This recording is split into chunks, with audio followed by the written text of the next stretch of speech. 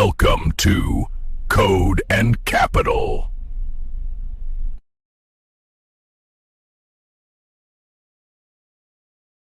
सोचिए, क्या होता है जब टेक की दुनिया का एक गुलायत, मतलब एक बहुत बड़ा खिलाड़ी, अपना सब कुछ, अपना पूरा का पूरा भविष्य एक ही चीज पर दांव पर लगा देता है।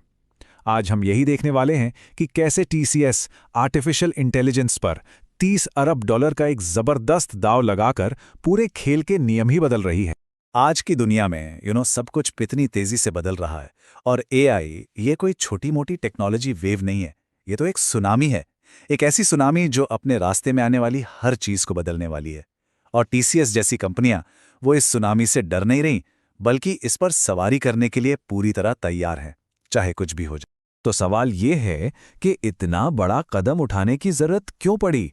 इस बड़े बदलाव के पीछे आखिर है क्या? चलिए पहले सेक्शन में इसी को समझते हैं। ये जो लगातार बदलते रहने की चुनौती है, ये क्या है? टीसीएस की पूरी स्ट्रैटेजी का जो कोर आइडिया है ना, वो है परपेचुअली एडेप्टिव एंटरप्राइज। मतलब एक ऐसा बिजनेस जो हमेशा हर हाल में खुद को ढाल ले। इसको ऐसे समझिए जैसे कोई गिरगिट हो जो किसी भी माहौल में सिर्फ रंग नहीं बदलता, बल्कि पहले से भी ज्यादा ताकतवर हो जाता है।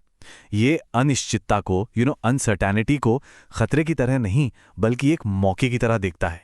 और हाँ, जब टीसीएस की बात हो रही है तो ये कोई छोटी मोटी कंपनी नहीं है। जरा इन नंबर्स पर गौर कीजिए। 6 लाख से ज्यादा कर्मचारी, मतलब कई छोटे देशों की कुल आबादी से भी ज्यादा, और रेवेन्यू सालाना 30 अरब डॉलर्स। ये एक ऐसा टेक जायंट है जिसने मेन फ्रेम से लेकर एआई तक टेक्नोलॉजी के हर दौर को सिर्फ देखा नहीं है, बल्कि उस पर राज किया है। लेकिन देखिए, टीसीएस की कहानी सिर्फ नंबर्स और कोड्स की नहीं है। इसकी जो असली आत्मा है ना, वो इसके फाउंडर जमशेदजी टाटा के एक बहुत ही सिंपल से विचार में है कि बिजनेस का असली मकसद सिर्फ पैसा कमाना नहीं होता, बल्कि समाज के लिए कुछ अच्छा करना होता है। और यही फिलॉसफी आज भी उनके हर बड़े फैसले के पीछे की सबसे बड़ी वजह है। ओके, तो एक तरफ ये फिलॉसफी है और दूसरी तरफ लगातार बदलने की चुनौती। इन दोनों को ध्यान में रखकर टीसीएस ने आखिर किया क्या? चलिए अब देखते हैं उनके ग्रेट एआई पिविट को, मतलब डिजिटल सर्विसेज से एआई पर आधारित एक एंटरप्राइज बनने का ये सफर। उनका लक्ष्य बहुत बड़ा है।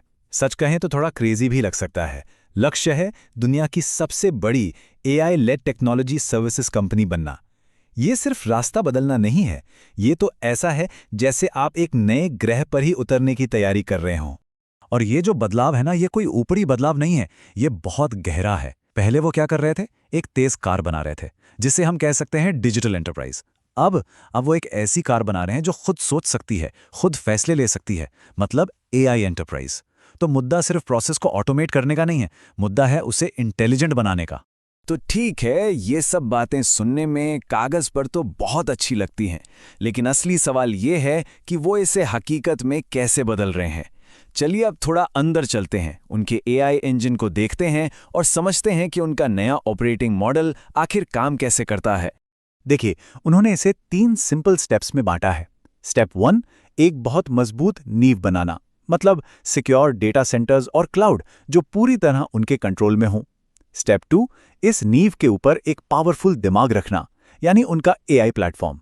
और स्टेप 3, इस दिमाग को हाथ पैर देना, मतलब फिजिकल रोबोट्स और डिजिटल एजेंट्स जो असल में काम को अंजाम देते हैं। अब जाहिर सी बात है, इतना बड़ा काम कोई अकेले तो कर नहीं सकता, तो टीसीएस एक तरह की ड्रीम टीम बना रही है। इसमें कौन कौन है? AWS, Google, Nvidia, open AI, मतलब टेक्नोलॉजी के सारे दिग्गज। ये बिल्कुल वैसा ही है जैसे एआई की दुनिया के सारे एवेंजर्स एक साथ आ गए हों। और वो सिर्फ पार्टनरशिप ही नहीं कर रहे हैं, बल्कि बहुत स्मार्ट खरीदारी भी कर रहे हैं। वो क्या करते हैं? छोटी छोटी स्पेशलिस्ट कंपनियों को खरीद लेते हैं और उनकी सारी काबिलियत को अपना बना लेते हैं। इससे होता यह है कि उन्हें रातों रात नई सुपर पावर्स मिल जाती हैं, जैसे सेल्स फोर्स टेक्नोलॉजी में टॉप पर पहुंचना। टेक्नोलॉजी हो गई, पार्टनरशिप हो गई, सब ठीक है, लेकिन इस पूरी कहानी का सबसे जरूरी हिस्सा क्या है? वो हैं लोग। तो अब हम इसी पर बात करेंगे कि कैसे इंसानों और एआई को एक साथ लाकर एक फ्यूचर रेडी वर्कफोर्स को एक नए तरीके से तैयार किया जा रहा है।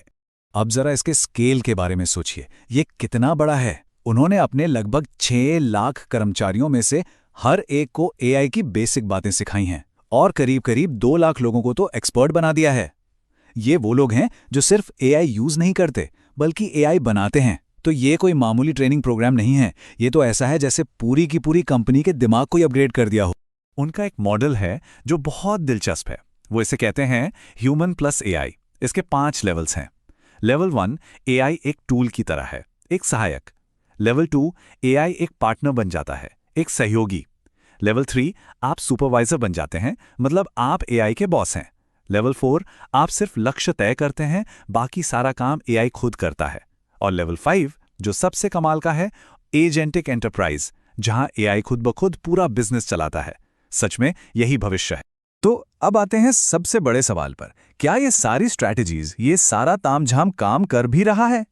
चलिए अब जरा नंबर्स देखते हैं और पता लगाते हैं कि इस रणनीति से असल में नतीजे क्या मिल रहे हैं।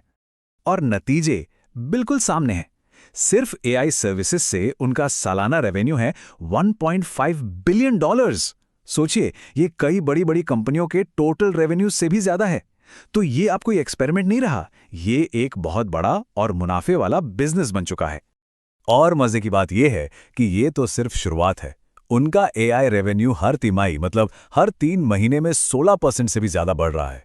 अगर ये रफ्तार बनी रही तो बहुत जल्द ये कंपनी का सबसे बड़ा हिस्सा होगा।